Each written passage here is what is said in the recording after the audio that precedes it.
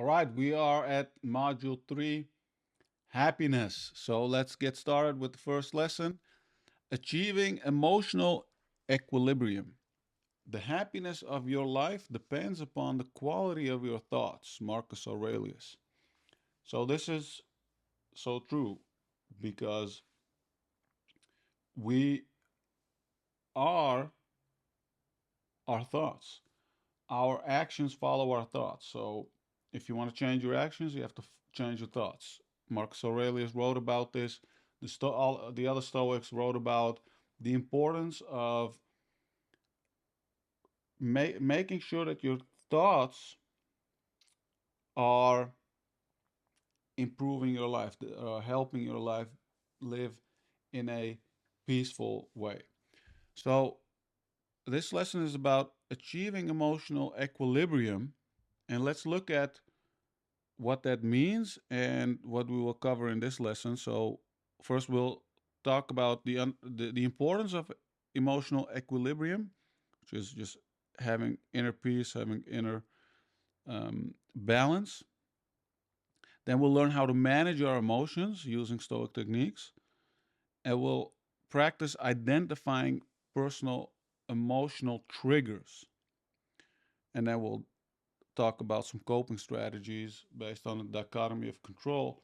So let's just briefly cover the relationship between happiness and emotional equilibrium. So, okay, this module is about happiness. Why are we talking about this concept? How does it relate to happiness? So let's look at emotional equilibrium is about maintaining inner peace and tranquility, responding rationally to external events, and focusing what is within our control. So if we live according to these simple principles, we will be imbalance emotionally, and that is what brings happiness to our lives. So if you want to be happy, um, you don't have to focus on getting a better job or a better car or a better or partner or friends, vacations, better house, better job, which I already mentioned. But you don't have to focus on those things. Focus on having balance in your mind, because if you have emotional equilibrium, you can be happy under any circumstance. And that is the key. That is the logic of this concept. And this is why we're starting off this module with emotional equilibrium. And it's all about, as you can see, it's all about managing your emotions, because equilibrium is about balance, being centered. What that means is that you have to balance your emotions. You have to manage your emotions so you always keep that peace. So, number one, if you want to accomplish that, number one is to recognize that emotions are based on our judgments. So, emotions are not based on what happens to us or what happens in life. This is what a lot of people falsely assume. They say, I am emotional because I have a lot of stress at work. I'm emotional because I'm alone. I'm emotional because you understand the line of thinking, right? And this is what is a kind of a trap that most of us fall for, because I've fallen for this as well, where it's very simple to think.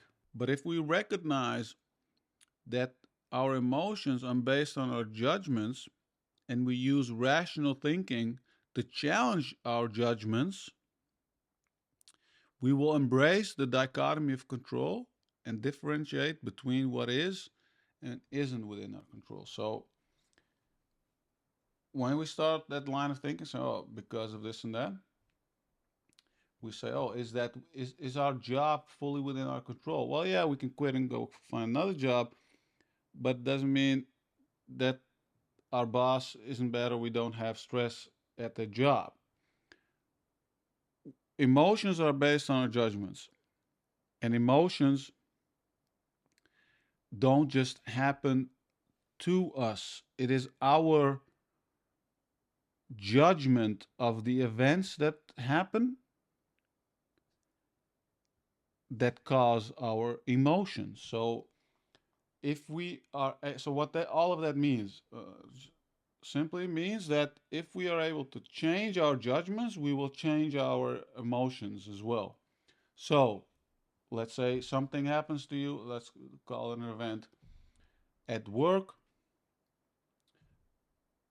You are kind of you make a mistake and you are yelled at and blamed for something that happened at work, and is causing you a lot of stress because you feel humiliated, you feel disrespected, all these things is causing you a lot of emotions, right?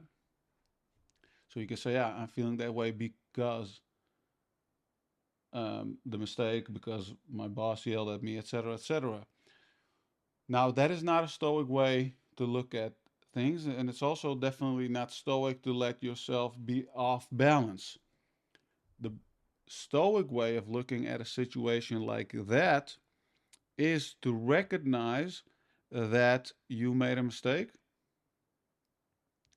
and that you did not do it on purpose, and that it's important to always do your best, be honest, be open, not lie, don't do, just be a good human being, and recognize that you did everything within your control to do your best. And if things go wrong, there is nothing that you have to blame yourself and regret, because you always ensure that you always do the right thing and live according to Stoic principles. So if things go wrong, some things happen, you can always look at yourself and say, I had the right intentions. So you don't have to have those range of emotions of feeling humiliated or being angry, maybe, or feeling down. Why? Because something bad, so like you made a mistake at work. No, it's a part of life. We all make mistakes. Sometimes things go wrong. Sometimes I make typos in my emails or make mistakes in my newsletter.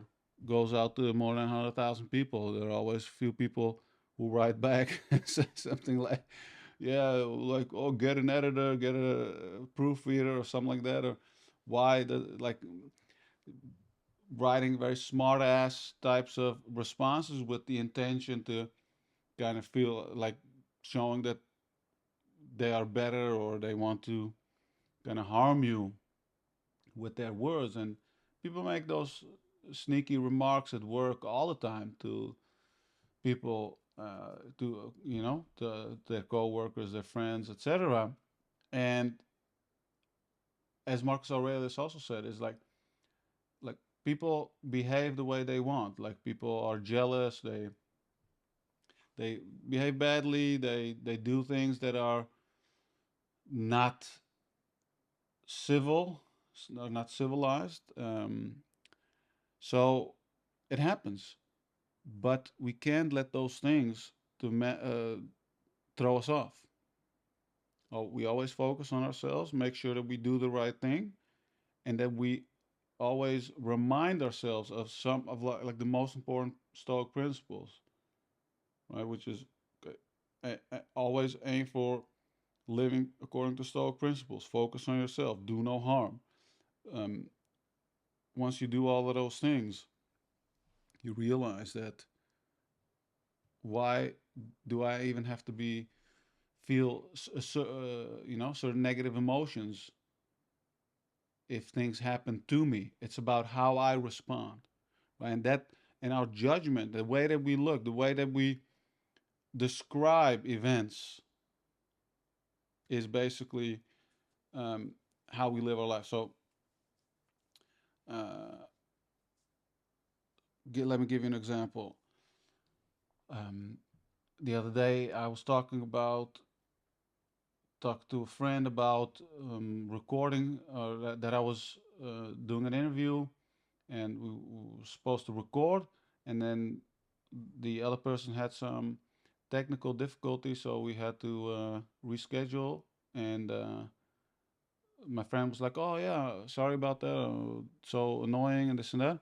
And I said, "Yeah, no, it's okay. It's fine. It's just a technical difficulty." And okay, yeah, I, you know, changed some things about my schedule, and I, instead of working out more, I stopped working out earlier, and then went to go, do the call, and didn't work out, so I kind of wasted my time. But it happens. Didn't get angry, didn't feel anything at all because it's just part, like, those things happen, right? And for every type of work, we have things that are normal. We don't have to say anything. It's just the way it is.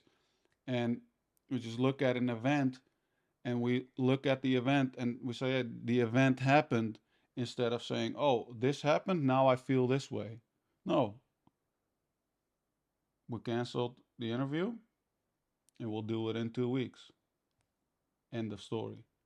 Right? So that's basically pure judgment. We're not attaching emotions.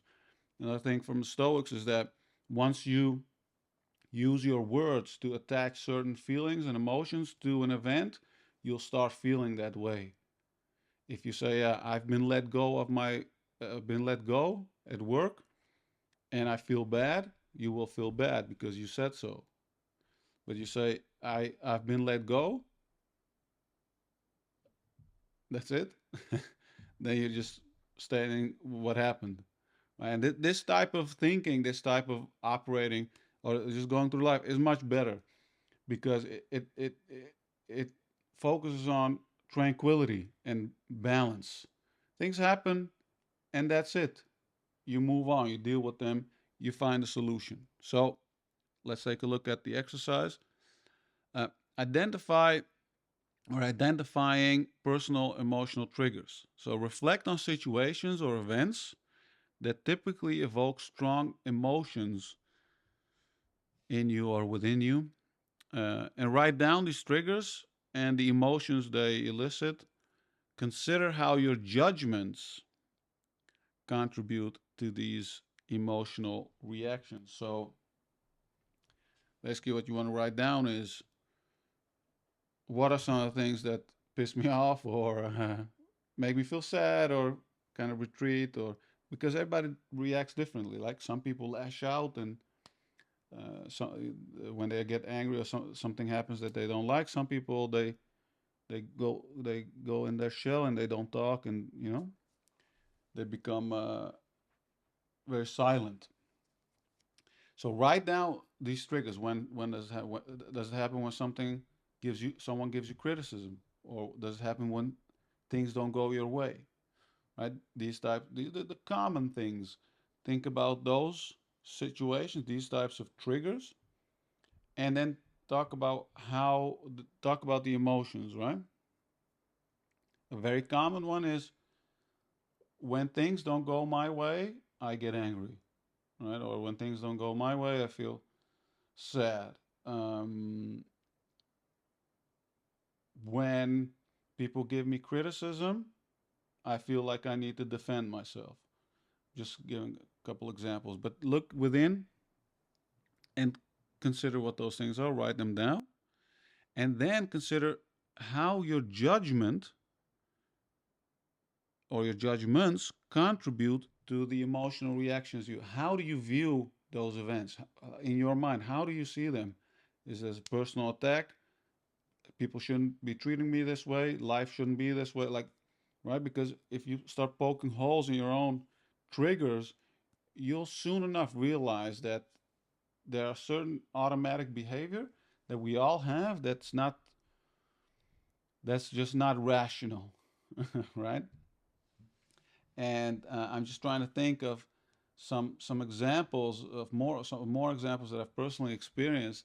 But there's so many things that I've experienced in the past that I've managed to get out of my system. And particularly, just like, okay, if things particularly like, if things don't go my way or the way that I expected them, I would often say, yeah, oh, I don't want to do it anymore, or I don't I want to give up. get angry, have like a strong emotional response versus what I do now, which is okay, I just look at the event. Okay, what happened? What didn't go my way? And for second of all, this is the realization that I had. So I reflect on the situation or events, right, that evoke emotion, and then I look at how my judgment contributes, and I'm like, okay, so why do I have so many expectations about everything? That is a personal realization that I had, and so I had to go back and fix my expectations because if you if things don't go your way, it means that you had expectations. If you don't have expectations, things just go. You know what I mean? You remove the go your way out of the equation, and things just happen the way they happen. So that was a personal realization that I had, and I feel like a lot of people can relate to that because having expectations is very normal, right? And it's something that really impacts our happiness. So take a look at this exercise. I highly recommend it. It's very helpful. Spend some time thinking about these things because if you manage to get it out of your system, I guarantee you'll be much more peaceful. And the more peaceful you are, and of course, the more happier you will be.